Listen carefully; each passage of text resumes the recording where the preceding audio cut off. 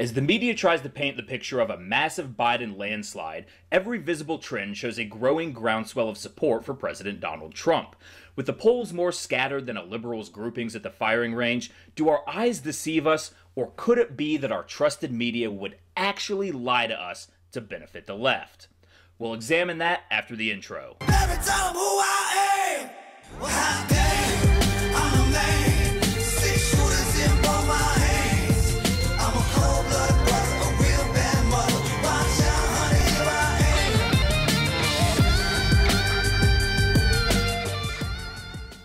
am. Alright, so before we get going on this video, just want to talk about the show a little bit. So when I started this channel, I started it as the show Revved Up. And every episode took about 40 to 60 hours of work every week. I loved the show, but I've decided to put it on hiatus, and this is going to be the new Revved Up. Now, I may eventually make this kind of a daily hour-long show. I'm not exactly sure what I'm going to be doing to try to improve the channel in the future, but because I have decided to put Revved Up as in its original format on hiatus, this show is going to go ahead and take the mantle of Revved Up. So this will no longer be Ram Reacts. It is now Revved Up with Ram Thorburn. So welcome back to another episode of Revved Up.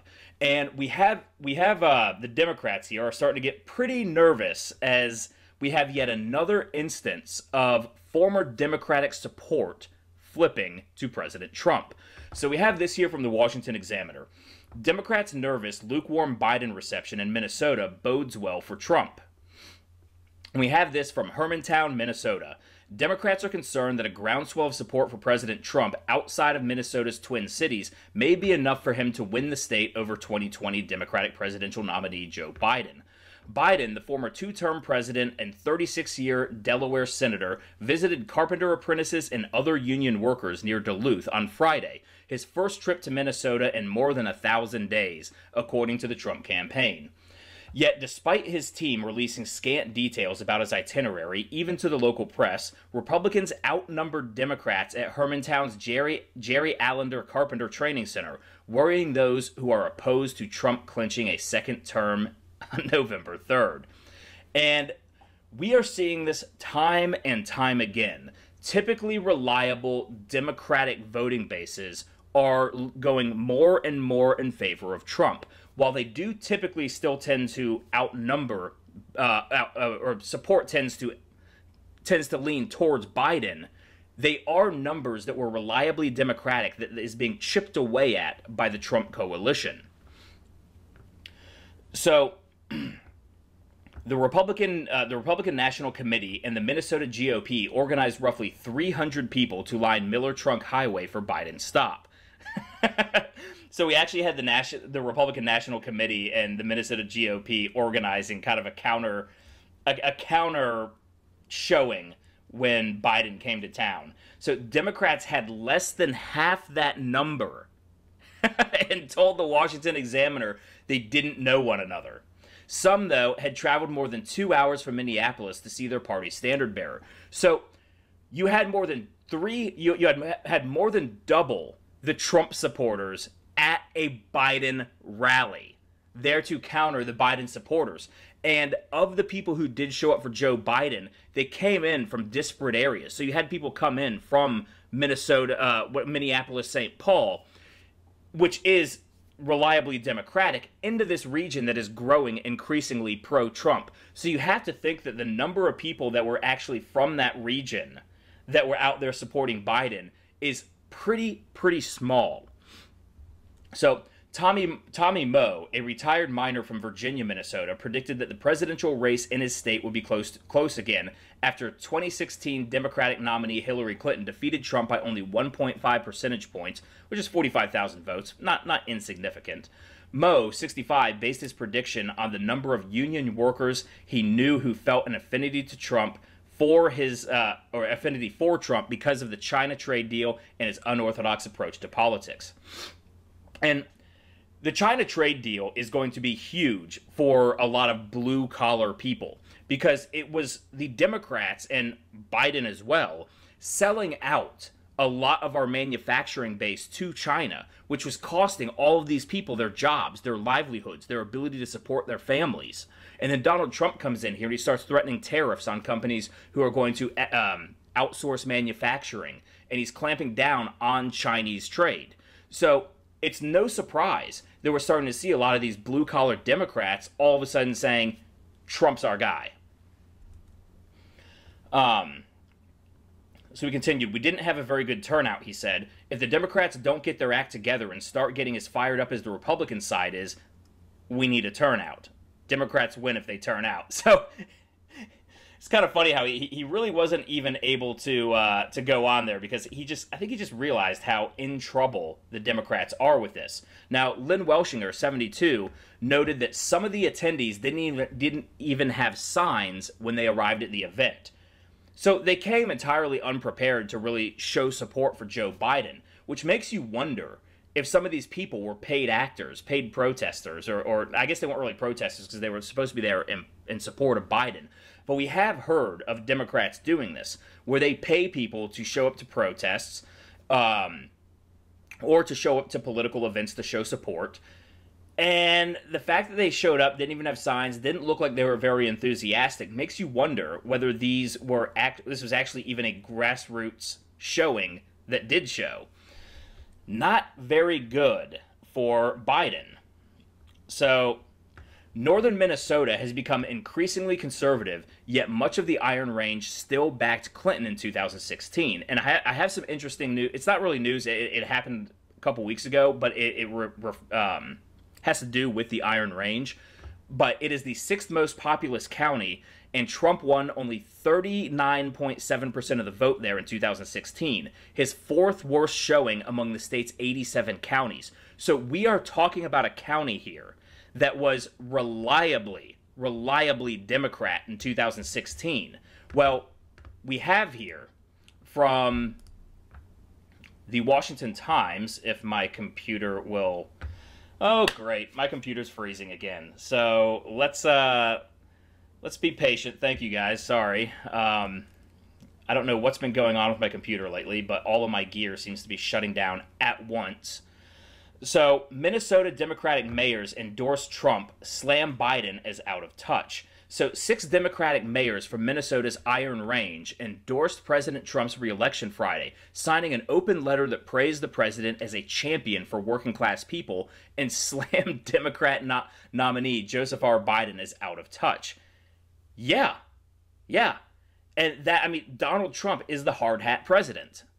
He's also kind of the punk rock president, you know, with his attitude and the way he talks and the way he's come in and just shaken everything up for the establishment. So he goes on to say, today we don't recognize the Democratic Party, the mayors wrote. It has been moved so far left that the left can no longer claim to be advocates of the working class. The hardworking Minnesotans that built their lives and supported their families here on the range have been abandoned by radical Democrats. We didn't choose to leave the Democrat Party. They left us. Now, that is a sentiment that we have heard time and time again.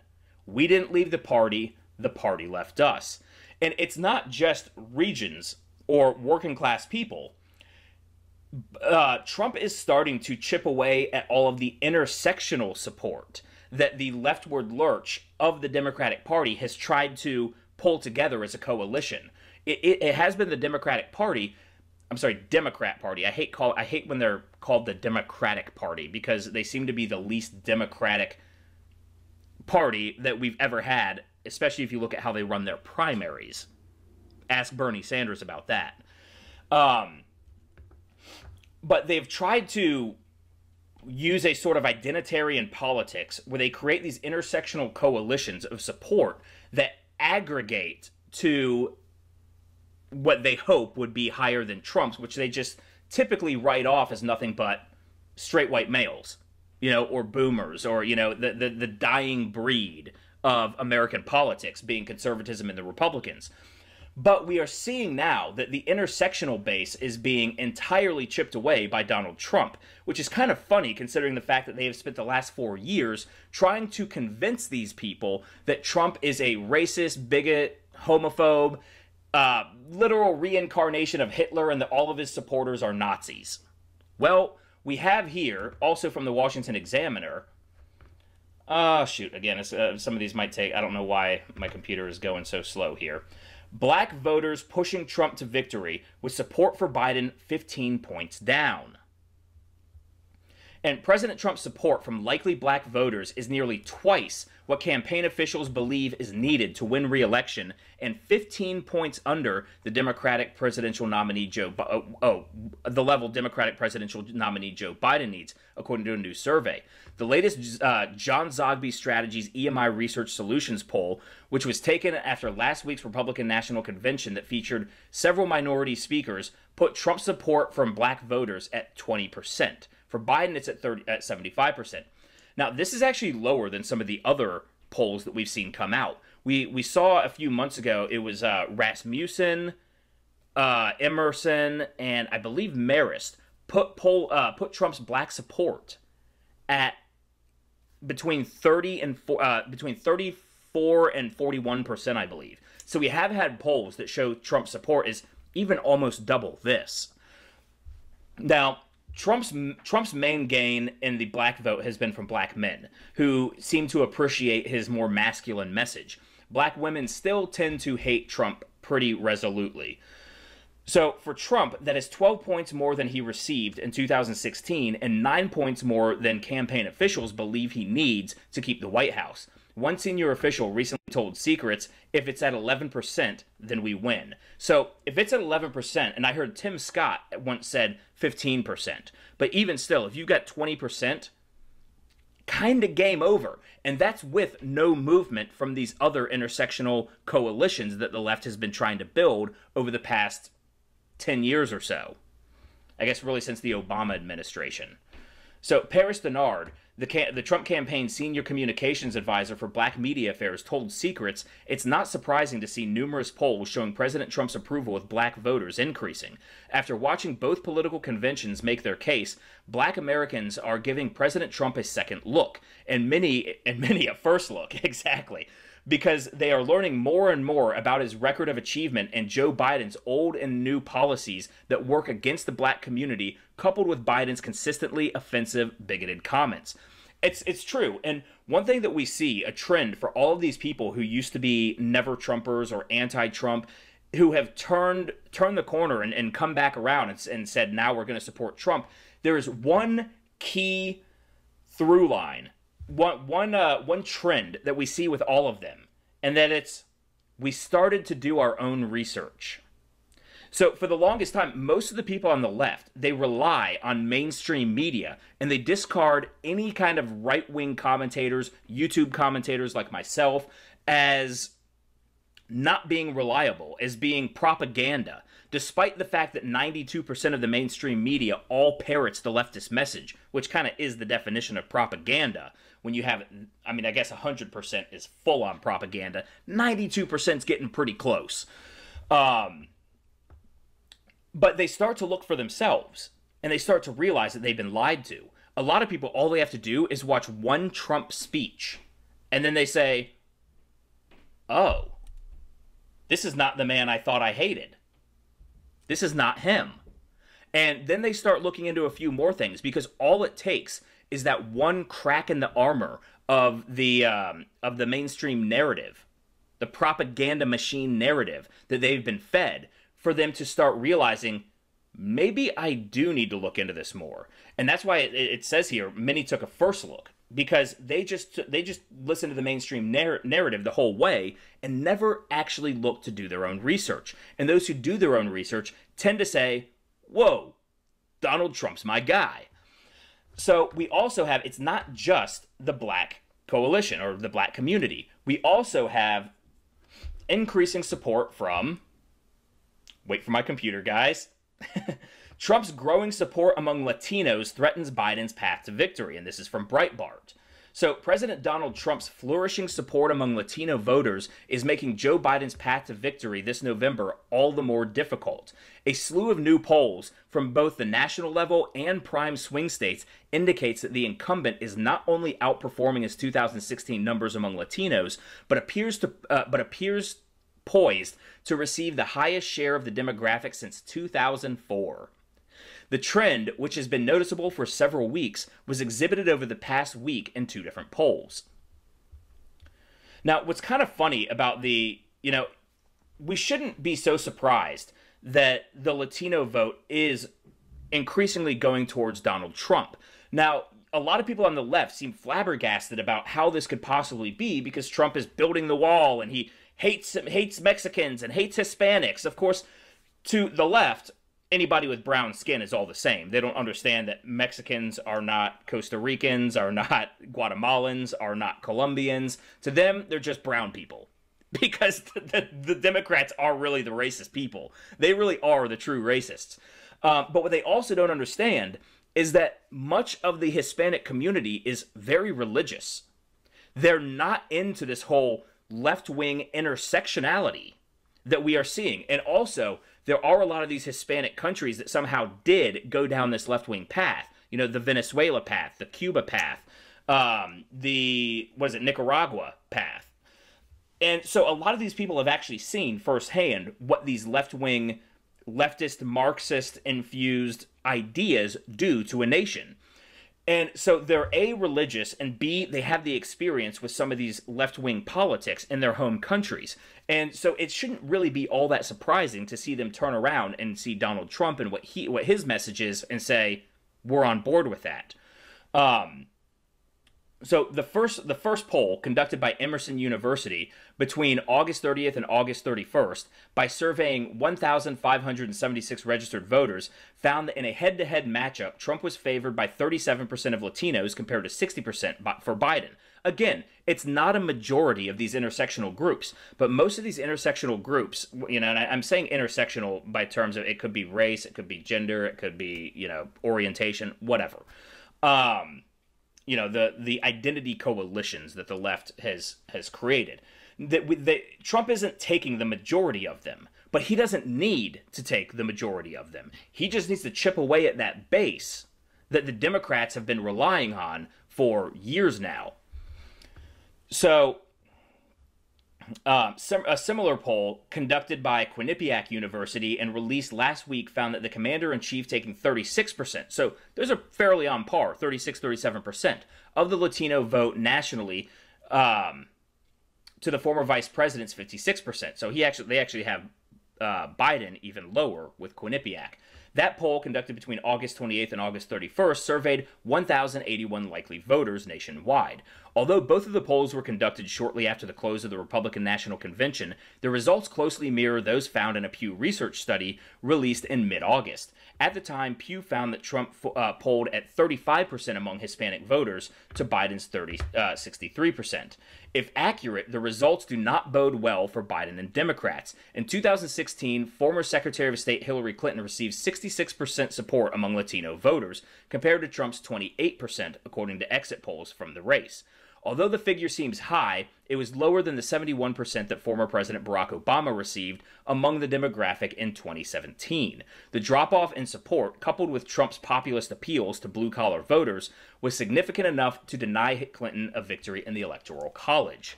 So this is a trend that is continuing from the Obama administration. So Democrats were already losing Latino support with Hillary Clinton, and Trump was gaining. So he was already gaining support. And that trend is just a continuation of that. It's a further increase of, wow, I actually get to say the right word, lurch. The right word, lurch of our culture.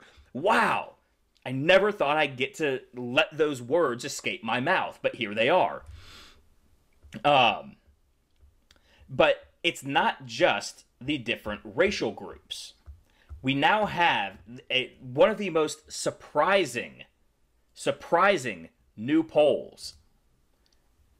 And again, I guess we're going to be waiting on my computer. From Newsweek. Though most LGBTQs vote Democratic, new poll shows 45% of gay men are backing Trump. This is insane. And I think a lot of this, we might have to credit Brandon Straka and his walk away movement for a lot of this. Now, the walk away movement hasn't just been about the gay community, but of course, Brandon Straka is a gay man. He founded the walk away movement, and it has been patronized. What patronized isn't a great word. Patronized in the non-cynical sense, you know, like a patron of a business, has been patronized by people from all different walks of life who were former Democrats and are now walking away. So from Newsweek here, we have a recent survey of 1,200 queer men in the United States found that 45% planned on voting for Republican President Donald Trump. Comparatively, 51% said that they would vote Democratic presidential candidate Joe Biden. Now, what's interesting with this is they say queer men, but if they're talking about the entire LGBTQA, the whole alphabet community, you know, all the pluses, all the letters, and all the twos and two spirits, whatever, they might actually be including trans men in this, which likely would not be following the same trend, because President Trump has actually had a pretty good track record with gay and lesbian, with policies that, you know, reflect gay and lesbian people. He was the first president coming in who supported gay marriage, but he has had certain things that maybe turned off the trans community.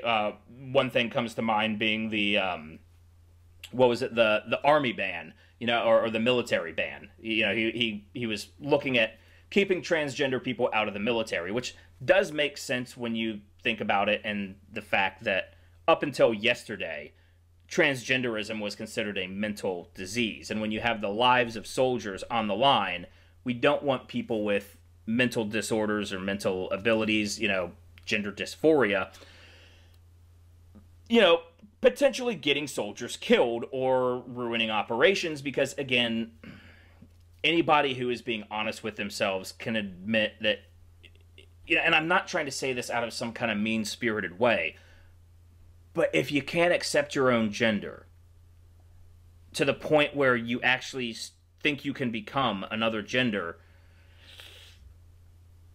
something's not adding up there. You know, there's something going on there. So it could be that of these 1,200 queer men, some of them are trans men, and those would likely be the ones that would be supporting Biden, or at least almost all of them would probably support Joe Biden. So the number for just regular gay men could be even higher than 45%. It's really fascinating to see all of these people walking away from the Democrats. Yet we have polls. You know, the mainstream media keeps giving us these polls day in, day out, that Biden is up. Some polls have put him up 22 points. But every single trend that we see shows that Trump's support is just growing all over the place. In fact, I would be surprised if Trump lost, or I mean, if Trump won by any less than 30%. Despite the fact that the media is telling us time and time and time again that all the polls favor Biden, that there's no chance Trump can win, everything we're seeing in real life is favoring Trump. So do we trust our lying eyes, or do we just think that, maybe this is more fake news, maybe the media is still lying to us, because we know that virtually everything they do is not in service to the truth, it is in service to the narrative. They have almost no obligation to be honest with you or me or anybody else in their viewership, which to me, if I were on the left and I took even a couple minutes to see how devious they have been in misleading the American public, I would be rightly offended by the fact that they think that I would be that gullible. But we have certain people that have been brainwashed by, you know, the ideology, the religion of intersectionality, the religion of critical theory, whether it's critical race theory, critical gender theory, critical orientation theory, whatever all that stuff is. But I think there's probably going to be a limit to how much the Democrats can do to cheat, to steal the election. And I've got a feeling that true Trump support is probably going to outweigh that. And so I would probably think that anything, like I said, under a 30% win would be the result of cheating, because I don't think... Who's going to vote for Biden? We've seen him. The guy can't string a sentence together. The Democrats have played dirty tricks with their own primary basis. All the people that they want to vote for Biden, they screwed over in the primaries by taking their voice away, both in 2016 and in 2020. 2 election cycles in a row, they have completely discounted the voices of Democrat constituents and put in their own establishment people, their own establishment candidates, despite the will of their constituents to have somebody like a Bernie Sanders or an Elizabeth Warren or whoever. They don't care because they don't care about you. And Democrats are finally starting to wake up to that. And they're starting to realize that Trump is not the guy that the media paints him to be, and that he's actually doing a really good job. So all I know is I am just so ready for this election to happen, this all to be over, and I guess, I don't know, either for things to go back to normal, for the Democrats to figure things out, or the more likely scenario is they try to burn everything down. You know, either way, I'm just tired of the waiting game. I'm ready for it to happen, so let's get it. Trump 2020, everybody. That's the video. So if you haven't hit that like button yet, I don't know why not, but you should go ahead and hit that button. Also, if you haven't subscribed and hit the notification bell, how the hell are you going to see my next videos? Because I put out 3 of these a day. You should be hitting those buttons. Also, share this video, because we all know that I am up against massive competition with these mainstream media people, and as you can see, I don't even have the resources to get a decent computer. So share this video and get the voice out. Also, there are links to my Subscribestar, Patreon, and PayPal down in the description below if you would like to help me up my gear game a little bit here. Anyways, guys, thank you for watching, and I hope you